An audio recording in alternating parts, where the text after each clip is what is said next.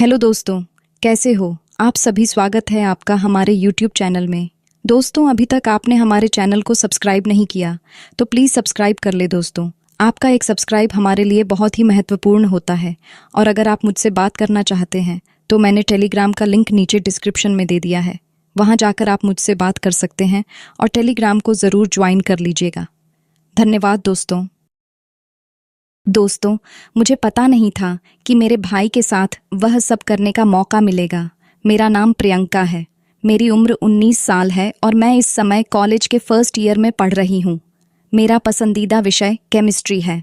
मुझे केमिस्ट्री इतनी प्रिय है कि जब भी मैं कुछ नया समझती हूँ तो एक अजीब सा उत्साह महसूस होता है। यही कारण है कि मैं अपने भविष्य को भी इसी विषय से जोड़कर देखती हूँ। मेरे परिवार में मेरी माँ, मेरे बड़े भाई अर्जुन और मैं रहते हैं। अर्जुन भाई की उम्र 21 साल है। वह भी मेरी ही यूनिवर्सिटी में पढ़ते हैं। हालांकि हम दोनों केमिस्ट्री के छात्र नहीं हैं। उनकी दिलचस्पी इंजीनियरिंग में है। हमारे घर में सुबह का वक्त हमेशा भाग दौड़ से भरा रहता है। सुबह 9 बजे हमारी क्लास शुरू होती है और हमें समय पर पहुंचने के लिए 8:30 तक घर से निकलना पड़ता है। मेरे पापा और माँ ने हमारी सुविधा के लिए कुछ समय पहले एक मोटरसाइकिल खरीदी थी।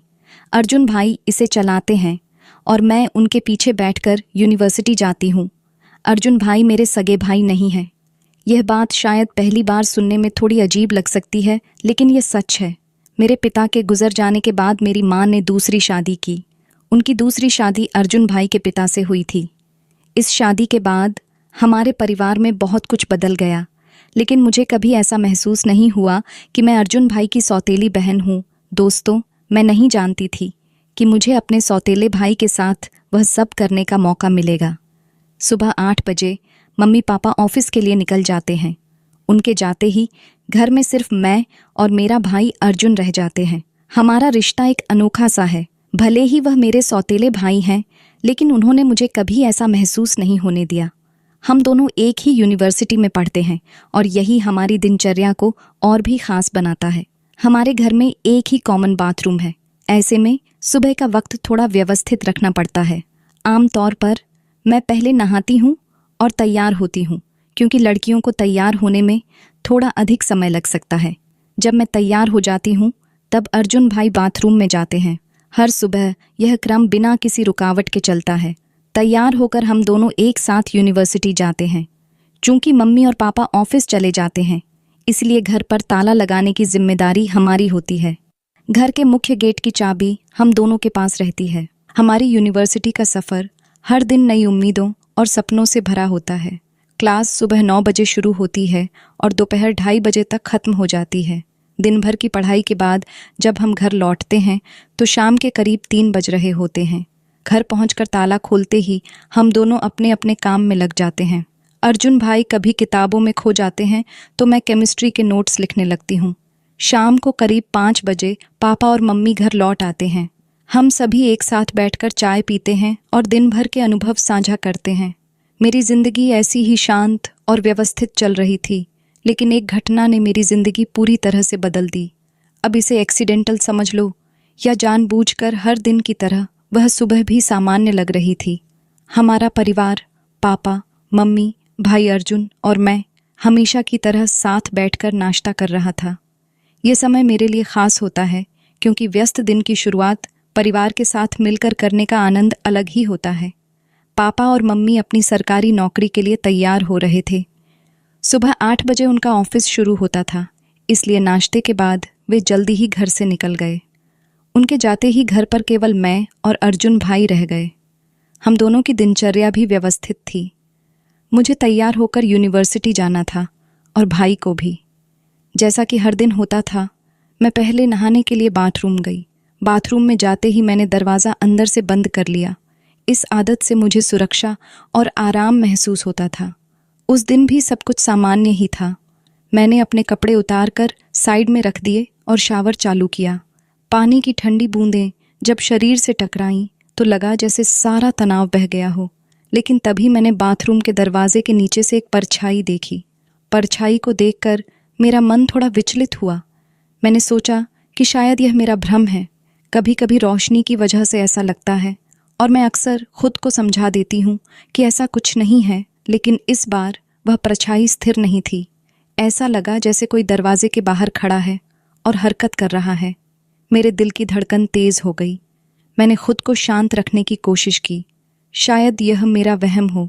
मैंने खुद को तसल्ली दी और शावर चालू रखा। चेहरे पर साबुन लगाते वक्त मेरी नज़र फिर से दरवाजे की ओर गई और इस बार मैंने देखा कि परछाई सच में हिल रही थी। मेरे अंदर डर और गुस्से का अजीब सा मिश्रण पैदा होने लगा। क्या कोई मुझे देख रहा था? लेकिन घर में तो सिर्फ मैं और अर्जुन भाई थे। क्या यह हो सकता है कि वह मेरे साथ ऐसा कुछ कर रहे हों? यह ख्याल मुझे अंदर तक हिला गया। मैंने खुद को यह सोचकर संभालने की कोशिश की कि यह सब रोशनी के कारण हो सकता है, लेकिन यह विचार मेरे मन को पूरी तरह से संतुष्ट नहीं कर पाया। मैंने जल्दी जल्दी नहाना खत्म किया और बाहर आ गई। बाहर आकर मैंने अपने कपड़े पहन लिए और जैसे ही मैंने अपना दुपट्टा उठाया, मैंने देखा कि दरवाजे के नीचे से परछाई फिर हिली। इस बार मेरा शक और भी गहरा हो गया। मैं सीधे अपने कमरे में गई। मेरा मन असमंजस में था। क्या यह सब मेरा भ्रम था या सचमुच कोई था जो मेरी निजता का उल्लंघन कर रहा था? मैंने अर्जुन भाई के बारे में ऐसा कभी नहीं सोचा था। वह हमेशा मेरे लिए एक बड़े भाई की तरह थे, जिन्होंने मुझे सुरक्षा और सहारा दिया। लेकिन उस परछाई ने मेरे मन में शक का बीज बो दिया था। उधर भाई कुछ देर बाद तैयार हो गया और मुझे यूनिवर्सिटी ले जाने के लिए बुलाने लगा। मैं और मेरा भाई घर का दरवाज़ा बंद करके यूनिवर्सिटी के लिए निकल गए। आमतौर पर हर दिन मैं मोटरसाइकिल पर अपने भाई के पीछे बैठती हूँ और अपना बैग उसके और मेरे बीच में छोड़ देती हूँ। लेकिन आप क्या सोचते हैं कि उस दिन मैंने अपना बैग अपने पीछे छोड़ दिया था? शायद मैं उस दिन एक अलग ही दुनिया में खोई हुई थी। उस दिन का एहसास अच्छा था कि उसे शब्दों में बयान नहीं किया जा सकता। अगली सुबह से मैं सोचने लगी कि कैसे यकीन करूं कि मेरे भाई ने मुझे बाथरूम के दरवाजे से नहाते हुए देख लिया था या नहीं। बहुत सोचने के बाद मुझे एक विचार आया। मेरे पापा और मम्मी के ऑफिस चले जाने के बाद मैंने अपने मोबाइल कैमरे में वीडियो रिकॉर्डिंग चालू की और उसे बाथरूम के बाहर ऐसी जगह लगा दिया जहां अगर कोई मुझे बाथरूम के दरवाजे के बाहर से नहाते हुए देखे तो उसकी रिकॉर्डिंग हो जाए। कैमरा वहीं छोड़कर मैं नहाने के लिए बाथरूम में चली गई और दरवाज़ा अंदर से बंद कर लिया और दरवाजे की ओर देखा तो मुझे फिर से कोई परछाई दिखाई दी। परछाई देखते ही मैं समझ गई कि जो भी है वह कैमरे में आ चुका होगा। ये सोचते सोचते मैं नहा रही थी और नहाने के बाद जब मैं बाथरूम से निकली और अपना मोबाइल फ़ोन लेकर अपने में चली गई, मैंने वीडियो शुरू की और देखा कि जैसे ही मैं बाथरूम में घुसी थी और दरवाज़ा बंद किया था, उसके थोड़ी देर बाद मैंने देखा तो मुझे यकीन नहीं हो रहा था। मैं सोच रही थी कि ऐसा कैसे हो सकता है। उसके बाद मैं और मेरा भाई यूनिवर्सिटी के लिए निकल लिए। मैंने अपने भाई को मोटरसाइकिल के पीछे से गले लगा लिया और सोचने लगी कि भाई को अपना वीडियो कैसे दिखाऊं। तब भाई ने कहा, बाइक पढ़ती हो क्या? मैंने कहा, नहीं भाई।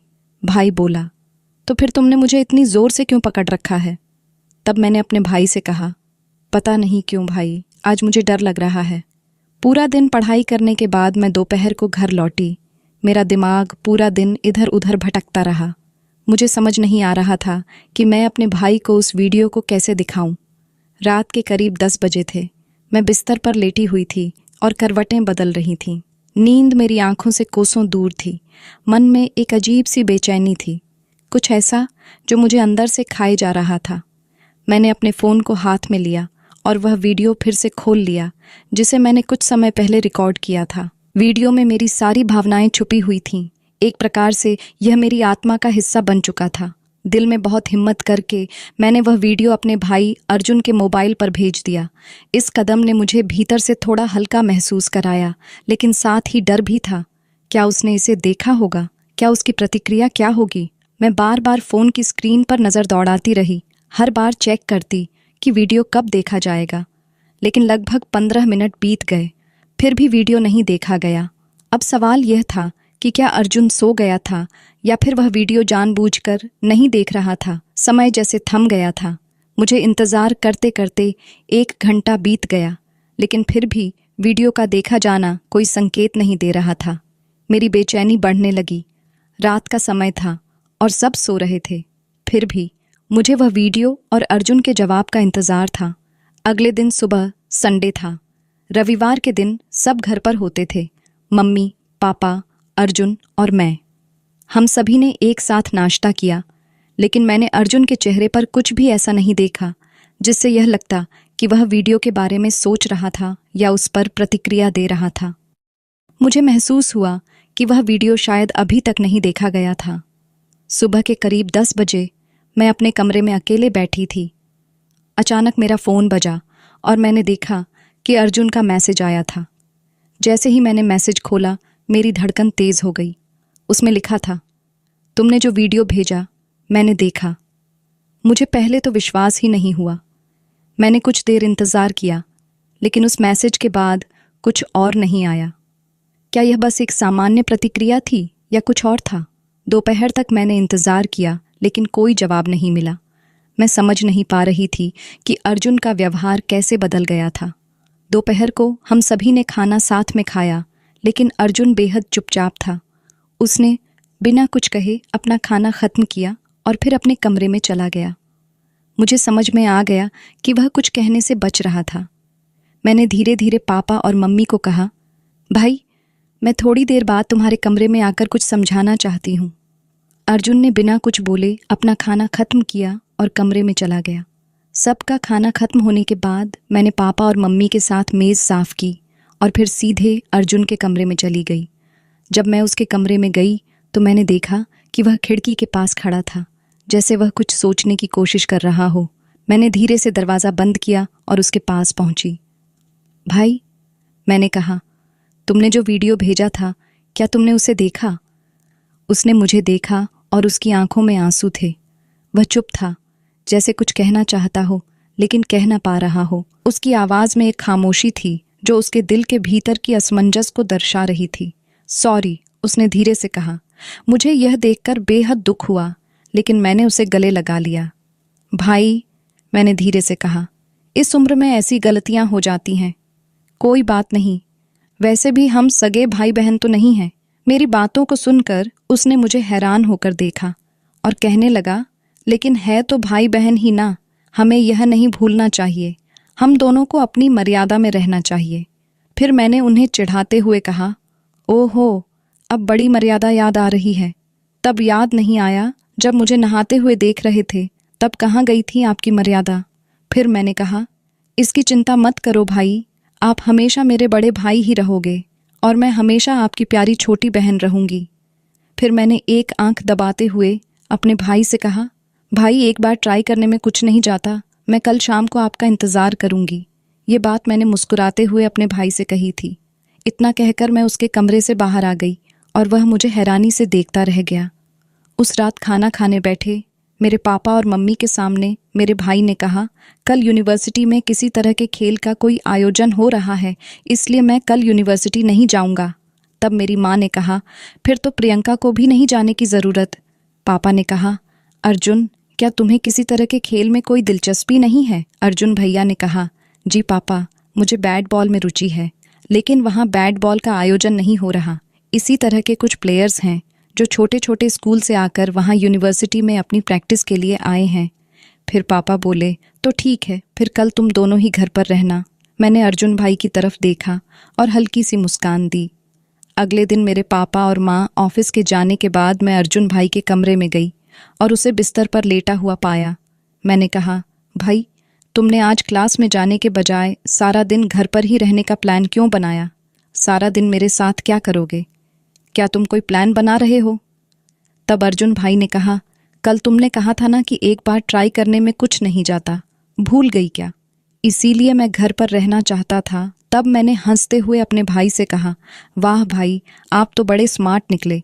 कल तो मगरमच्छ के आंसू बहाकर बड़ी मर्यादाओं की बातें कर रहे थे। ऐसा कहकर मैं उसे चिढ़ाने लगी। तब वह दौड़ता हुआ मेरे पीछे भागा और मुझे पकड़ लिया। कहने लगे, तुमने ठीक ही कहा था प्रियंका, वैसे भी हम कौन से सगे भाई बहन हैं, एक बार ट्राई करने में कुछ नहीं जाता। ऐसा कर भाई, मुझे पकड़कर अपने बेडरूम में ले गए और फिर सारी मर्यादाओं को ताक में रख दिया। मैं थोड़ी असहज हो गई थी। मैंने हंसते हुए माहौल को हल्का करने की कोशिश की, लेकिन अर्जुन की आंखों में जो गहराई थी वह मुझे कहीं और खींच रही थी। उसकी बातें, उसकी नज़रें, सब कुछ अलग ही था। मेरे दिल की धड़कन बढ़ने लगी थी। क्या ये सिर्फ दोस्ती थी या फिर कुछ और? मुझे समझ में नहीं आ रहा था। अर्जुन मेरे पास आया और बोला, प्रियंका, अगर दोस्ती इतनी गहरी हो कि वह मर्यादा को भी प्यार में बदल दे तो क्या गलत है? उसकी बातों में जो सच्चाई थी वह मुझे अंदर तक छू गई। मेरा मन उलझन में था। दिल कह रहा था कि वह शायद सही है, लेकिन मेरा दिमाग बार बार मुझे रोक रहा था। मैंने उसे समझाने की कोशिश की। अर्जुन, हम दोस्त हैं। हमारी दोस्ती की एक सीमा होती है। तुम इस सीमा को पार नहीं कर सकते। अर्जुन की मुस्कान अब भी मेरी ओर थी, लेकिन उसकी आंखों में एक गंभीरता थी। वह बोला, प्रियंका, मैंने कभी किसी से इस तरह महसूस नहीं किया। जब से तुम मेरे करीब आई हो, मुझे लगता है कि मैं पूरा हूँ। अगर तुम्हें लगता है कि मैं गलत हूँ तो मैं तुम्हारी हर बात मान लूँगा। बस तुम मुझे यह बता दो कि तुम्हारे दिल में मेरे लिए क्या है। मुझे लगा जैसे मेरी धड़कन एक पल के लिए थम गई। मैंने उसकी आंखों में देखा और अचानक मैं समझ गई कि यह सिर्फ दोस्ती नहीं थी। दिल के किसी गहरे कोने में मैं भी यही महसूस कर रही थी, लेकिन डर था। क्या हम ऐसा कर सकते थे? आंखों में आंसू थे। मैंने धीरे से कहा, अर्जुन, मुझे डर है कि अगर हम ये कदम उठाते हैं तो सब कुछ बदल जाएगा। हमारा रिश्ता, हमारा दोस्ती, सब कुछ। अर्जुन मेरे पास आया और मेरे हाथ को थामते हुए बोला, प्रियंका, बदलाव से डरने की ज़रूरत नहीं है। अगर हमारा रिश्ता सच्चा है तो यह बदलाव हमें कुछ नया और खूबसूरत देगा। मैं तुम्हें कभी तकलीफ नहीं दूंगा, यह मेरा वादा है। उसकी बातों में इतना विश्वास था कि मैं खुद को रोक नहीं पाई। मैंने हल्की सी मुस्कान के साथ कहा, तो क्या तुम सच में हमारे रिश्ते को इतना महत्व देते हो? अर्जुन ने नज़रें मेरी आंखों में डालते हुए कहा, तुम्हारे बिना मेरी जिंदगी अधूरी है। मैंने गहरी सांस ली और महसूस किया कि मेरे दिल ने उसकी बातों को पूरी तरह स्वीकार कर लिया था। हम दोनों ने अपने दिलों की भावनाओं को एक दूसरे से साझा किया और फिर एक दूसरे को गले लगा लिया। वह क्षण मेरे लिए कुछ खास था, क्योंकि अब हम सिर्फ दोस्त नहीं थे, हम एक नए सफ़र की शुरुआत कर रहे थे, जहाँ प्यार और विश्वास हमारा मार्गदर्शन कर रहे थे। लेकिन यह सफ़र एक राज था। हम जानते थे कि दुनिया को इस बारे में बताना अभी सही नहीं था। अगले दिन सुबह जब मैं उठी तो थोड़ा असहज महसूस हो रही थी। मेरी सोच में उलझन थी। क्या हमने सही किया? क्या हम अपनी भावनाओं को इस तरह से उजागर कर सकते थे? अर्जुन ने मुझे देखा और पूछा, क्या हुआ प्रियंका, कुछ गलत लग रहा है? मैंने सिर झुका लिया और कहा, अर्जुन, सब कुछ बहुत जल्दी हो गया। मैं यह नहीं समझ पा रही हूँ कि आगे क्या होगा। हमारे रिश्ते को समाज और परिवार कभी नहीं समझ पाएंगे। अर्जुन मेरे पास आया और बोला, प्रियंका, जब हमारा प्यार सच्चा है तो हमें किसी से डरने की ज़रूरत नहीं है। लेकिन अगर तुम चाहो तो हम इसे राज रख सकते हैं, जब तक सही समय नहीं आता। मैंने उसकी ओर देखा और कहा, मैं बस यही चाहती हूँ कि हम एक दूसरे को समझें और सपोर्ट करें। अगर हमारे बीच भरोसा है तो हम हर मुश्किल को पार कर लेंगे। कुछ दिन तक सब कुछ ठीक रहा। हम दोनों ने यह तय किया कि अपनी भावनाओं को हम अपनी पढ़ाई और करियर पर हावी नहीं होने देंगे। लेकिन प्यार ऐसा होता है जिसे छुपाना कभी आसान नहीं होता। आज कॉलेज के कैंटीन में अर्जुन और मैं चुपके चुपके बातें कर रहे थे।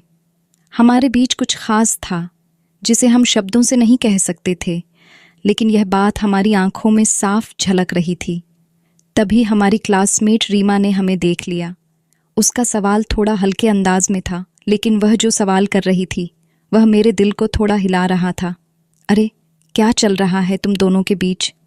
कुछ गड़बड़ लग रही है, रीमा ने मुस्कुराते हुए कहा। हम दोनों हड़बड़ाए और बिना किसी सही जवाब के बस यही कहा, अरे कुछ नहीं, बस ऐसे ही बात कर रहे थे। मुझे लगता था कि रीमा को कुछ शक हुआ था, लेकिन मैं कुछ कह नहीं पाई। उसका ध्यान अब हमारी बातें पर था। मुझे समझ में नहीं आ रहा था कि अब क्या करना चाहिए। शाम को जब मैं अकेली घर पर थी तब अचानक अर्जुन का फ़ोन आया। प्रियंका, मुझे तुमसे मिलना है, एक ज़रूरी बात करनी है। मैंने घबराकर पूछा, क्या हुआ? सब ठीक तो है? अर्जुन की आवाज़ में एक नयापन था, जैसा कुछ बड़ा होने वाला था।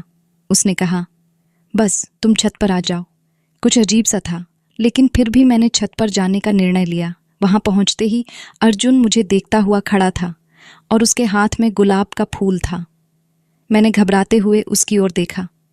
उसने मुझे देखते ही कहा, प्रियंका, मैं तुम्हारे बिना एक पल भी नहीं सोच सकता। दुनिया से छुपा कर रखेंगे, लेकिन अब मुझे लगता है कि इसे और छुपाने की ज़रूरत नहीं है। मैं सबके सामने यह कहना चाहता हूँ कि मैं तुमसे प्यार करता हूँ।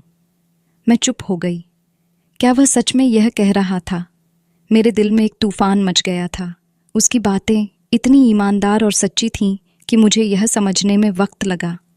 उसकी बातों ने मुझे सिहरन महसूस कराई, लेकिन साथ ही डर भी लग रहा था।